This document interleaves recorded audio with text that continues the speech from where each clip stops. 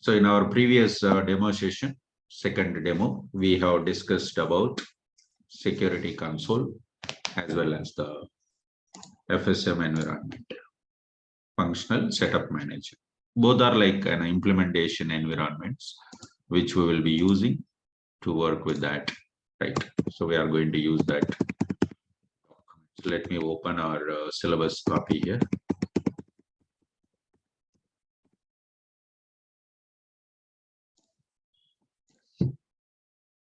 So today we are going to talk about enterprise structure definition. What is enterprise structure? What is the hierarchy of the enterprise structure? Why we require this? How it can be configured? What are the different ways we can configure enterprise structure? In the name itself, enterprise is nothing but a company, your client. Structure, nothing but their business hierarchy. Your client might be using the different hierarchies. They might be having the business in either single country or multiple countries, either single branch or multiple branches, either single company or multiple companies. We can maintain multiple companies' data in the same application. They don't need to use multiple servers.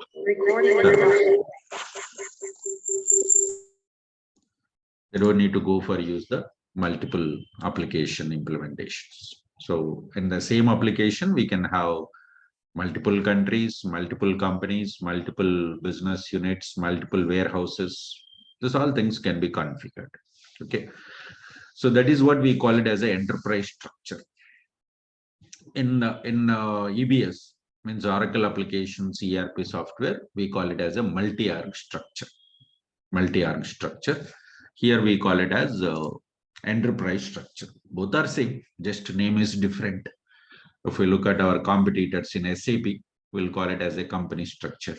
In Workday, organization structure. In Fusion applications, we call it as an enterprise structure. This we have to interact with the client. Mainly, we have to interact with the client and gather the requirement. For example, your client is Tata. Tata is your client. And this client is doing business in multiple countries. They are doing the multiple countries business. And this client is having business in India and US. And this client has registered their companies in India, Tata Motors, Tata Consultancy, Tata Power, like that. And in US, Tata Telecom, Tata Insurance Company. So we cannot say that multiple companies, but our ERP application will support. Our ERP application will support for small clients as well as for the medium and large clients. For all the clients, it will support. For all the clients, it will support. So in this example, first we have to understand the enterprise name, nothing but our company, client company name. So Tata is the enterprise. Tata is the enterprise. There will be only one enterprise. We cannot create multiple enterprises. It's not possible. Multiple enterprises cannot be defined. We cannot create multiple enterprises. Always there will be only one enterprise. Within the enterprise, we are going to mention the divisions. We are going to specify divisions here. What is meant by divisions? Division is nothing but an area of the business, or based on the functionality of the business, you can divide. For example, the client is doing two types of business. One is education, another one is consulting. So they would like to divide these two things as a separate entities. Education, profit and loss, I want to have separate, and business, I would like to have consulting as a separate. Then we will go for divide the business and define the divisions. But purely these divisions are optional, not mandatory. Divisions are optional, not mandatory. We don't find divisions. Even I involved around 6 implementations so far, but I have not configured any type divisions. The reason is very simple. we don't have much functionality for the divisions. We don't have the much functionality for the divisions in the application. Even if you create a division, it won't ask you the division name anywhere in the application. It means we don't have that functionality at this point of time. Maybe in future, after some time, the client would like to go ahead with this, then we can find that. Then we will be able to find that divisions. Here it is. Okay, but at this point of time, no, we don't have it. Okay, so the divisions, let's say Tata India is one division, Tata US is a separate division. It means we would like to divide the business country wise, either for reporting purpose or for calculating the profit and loss something. Generally, company wise, it will be divided. That is their next level. Okay, this is another layer provided by Oracle. Just for any divisions or their companies, they'll go for use this. But not now. We don't have much functionality right now. It is for future purpose. Next, after the division, then we will find legal entities. What is legal entity? Legal entity is nothing but a company. Simply, it's a company. It's legally registered by your client. Then what is enterprise? Enterprise also is a company, but it is a group of companies. Enterprise is either one or group of companies. For example, if client says that my company is SQL Industries, I have only one company, I don't have multiple companies, then what is the enterprise name? SQL Industries. What is the legal entity name? That one also SQL Industries. Okay, don't get confused here. Enterprise is nothing but a company. Legal entity also is a company.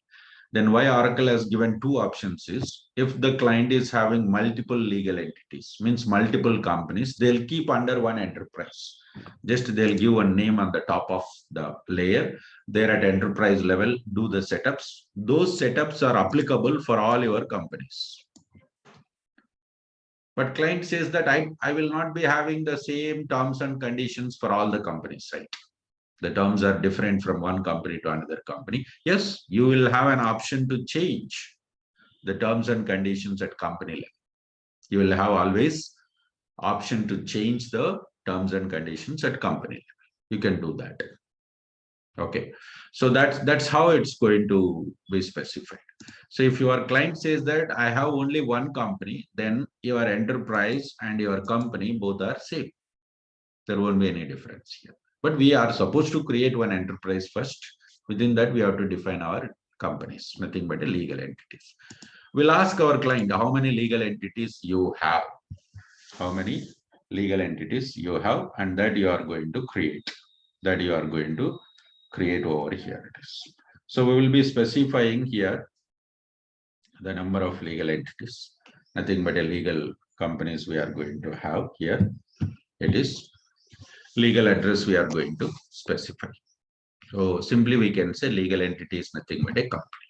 So any enterprise, any client, whether it is a banking client or insurance client or manufacturing or educational or retail industry or entertainment industry, any industry, when they have a company, definitely they will be having accounting maintenance, expenditure, income, interest rates, discounts, bank balance, transactions, customer balances, supplier balances, this all. So if we want to maintain the accounts, we need a proper format. We need a proper format. That is what we call it as a ledger. Every company required a ledger because they want to maintain the accounts in a proper format. Nothing but if the organization is going to make the payment, simply let's say your client is going to say that I'm going to make $1,500 electricity bill this month. $1,100 I'm going to pay water bill this month. Then $15,000 office rent we are going to pay like this. This is a general our language what we will talk. But when it comes for accounting, we are supposed to specify which currency you have paid, which calendar you have paid, nothing but a date. What is our account?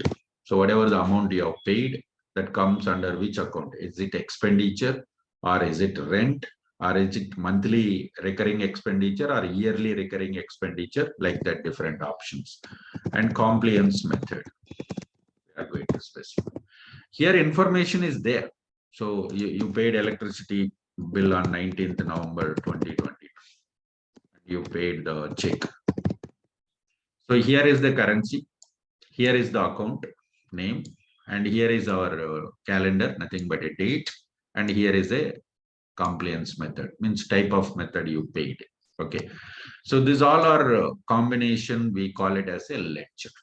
So we cannot take text information like this, right? Because every day, some thousands of accounting transactions will be entered in our branches, your client branches. End of the month, it comes as some millions, or end of the year, some millions of transactions. Then it will be difficult for us to understand or generate some report. All of a sudden, higher management comes. They wanted to know how much transportation charges we are getting for entire country, branch wise, area wise, department wise, product wise. This is all they wanted to have a reporting. So whatever the information our employees are entering in the application day to day business data, that needs to be captured in a proper format, so that when the management wants in any format, output means reporting can be done very easily. That's what we call it as a accounting entries. This is ledger. So whenever the company is registered, the company must assign with the ledger. Every company must have one ledger. Okay. Next, in this company, there are employees. Obviously, when we start a company, definitely there will be employees 1,000 or 2,000, 10,000 or 1 lakh, whatever. For these employees, we should pay the salaries to them, right? We have to pay salaries to those employees. We should run the payroll, monthly payroll or weekly payroll, right? Once we run the payroll, we are supposed to dispatch the salaries to the employees. We are supposed to dispatch the salaries to the employees. Whenever we want to dispatch salaries to the employees, that salary information means payroll information must be stored in the legislative data group. That is what we call it as LDG. LDG stands for legislative data group. LDG stands for legislative data group. So whenever we start a company, two things are mandatory. One, accounting information. Two, payroll information. Without accounts, there is no question of business. Without employees, there is no question of business. When employee is there, definitely salary is there, right? That needs to be assigned for legislative data. But this LDG is mainly worked by the human capital management. Ledger is mainly for financial consulting. Supply chain management does not require this. Supply chain management does not require this. Okay, we can remember. Of course, we'll be working in our training how to create a ledger, how to assign it, how to work with that, and all will do that. We'll be talking about that. Okay. Next, business unit. Business unit is nothing but an organization where the company is doing the main business. So when you start a company, you may have one branch or multiple branches. In our language, we call it as a branch. Okay. In the clients, they call it as a business unit.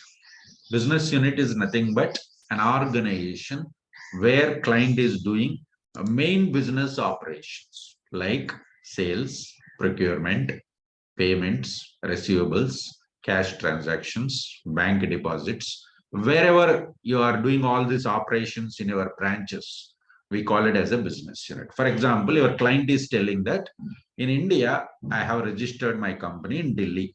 So what is the legal entity? Delhi office is the legal entity. So that's a legal address. If anybody wants to approach legally, they have to contact that address. As per Indian government ROC, registered of companies, that is the legal office. They have opened 150 branches in India. Hyderabad, Bangalore, Chennai, everywhere, 150 locations, they are running the business. Out of 150, 50 locations are godowns, means material will be stored. That we call it as an inventory organization. So how many organizations they have in India? 150. 150 organizations are there. Company is only one, means legal entity is only one. But how many branches? How many locations they are running the business? 150. All these locations comes under the organizations. Out of 150, what client is telling? 50 are warehouses, nothing but a godowns. Then remaining hundreds are my sales offices. For example, you go to any forum mall here, you will find shopper stop. Almost every forum mall, there will be a shopper stop outlet. Is that the company? No. The company will be registered somewhere in Mumbai or Delhi or Hyderabad or Bangalore, somewhere. That's why if you buy any product in the invoice, you don't find that showroom mall, forum mall address. You will find actual company address. You will find actual company address. That is just outlet. Okay, that doesn't require any permission from the government authorities. Or just they need permission to say. That's it. So, but actual legal information comes under the legal entity. So here 100 business units, nothing but 100 sales offices, or procurement units, or payments to supplier, or receivables from the customer's amount, and 50 are inventories, warehouses. So that's like that we have to define the organizations. This is all information we need to gather from the client. We have to ask one by one question. There will be a questionnaire we are supposed to ask our client in the requirement gathering stage. In the project, we will find different stages. In the requirement gathering stage, we need to ask all these questions and gather the information, prepare a document template, get approval from the client. This particular structure we have discussed, and we wanted to configure same in the application. Are you okay with that? If they say yes, approved, then we will go ahead with this process implementation. Here it is. Okay. So next, there is something called reference data set. This is basically a set of data you are trying to refer to your organizations. In the name itself, reference data set. If you read in the reverse order, set of data you are going to refer. Set of data means list of departments, list of customer sites, list of jobs, list of locations, list of payment terms. A lot of objects are there. Those objects, if you want to assign to your inventory organizations, or if you want to assign to your, not inventory, to the business units, we never assign to the inventory. It comes here, reference data set. Let's say keep it here. Okay. So these all objects, whatever departments and other things we want to assign, that we have to assign to the reference data set first. Assign this reference data set to the business unit. This is very important. There is no way relation for the inventories. Within the business unit, inventories will be there. That is fine. But here, this, let's say departments are there. You have to assign to reference data set, assign reference data set to the business units. That's how it will work. Okay. For example, why this reference data set concept is given by Oracle? Why they have introduced this concept? Why don't we assign department directly to the business units? Simple logic. As we discussed, how many business units are there? 100. Now client is telling I have 50 departments. Finance, sales, transportation, admin department, service department, like that, hospitality. 50 departments are there. If I want to assign this 50 department for 100 business units directly, one by one, for first BU, 50 we have to attach. Second BU, again 50. Third BU, again 50. Like that, if I go for assign, it will be 5,000 times you have to enter. You have to assign. It means duplicate information you are trying to enter. Instead of that, let's group your department first. Group your departments. 50 departments or 10 departments, because in some business units, there will be only one department, right? We don't need all 50. So you need to group your departments, then assign to the business unit so that there will be a security. There will be a security instead of assigning all directly to the business units. Okay. So the purpose of reference data set, in the interview also, they may ask you why Oracle has introduced reference data set. What is the reason behind that? It's very simple. whenever we want to go for assign the objects to the BU directly, if there are number of business units, it will go for duplicate entry in the application. Instead of adding one by one manually to the business unit, we'll group it and then assign this group to the business units. Okay. So we can create either one reference data set or we can create multiple reference data sets here. We are going to create multiple reference data sets and assign to the business units here. Okay, so that's how it will work. Not only the department, lot of objects are there. There will be a customer account site.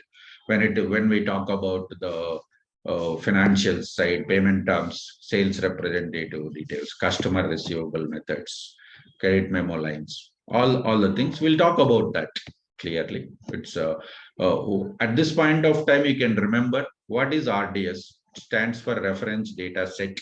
Why we require this? Whenever we want to refer some set of data to the business unit, what data you want to refer, like departments, customer account types, payment terms, credit memo lines, okay, jobs, positions, locations, sorry, not positions, locations. These all objects. If we want to refer, then we cannot refer directly to the BU. Through RDS, we will go for reference. Okay, so this is an enterprise structure provided by Oracle in Fusion applications. You work for any client across the world, any client, you need to configure this structure. This is common for financials, supply chain management, human capital management. No change. For everybody, same. There is no question of change. This enterprise structure. Everybody has to work with this. Okay, and this enterprise structure we can configure in a one-time setup. Is there enterprise structure configurator? Nothing but a wizard. Nothing but a wizard. Or we can go for configuration of this enterprise structure manually. Means one by one we can go for configure the organizations over here. Okay, so this is how it will work whenever we are working. This is a responsibility of our Fusion applications, either finance or supply or HCM. Okay. Thank you.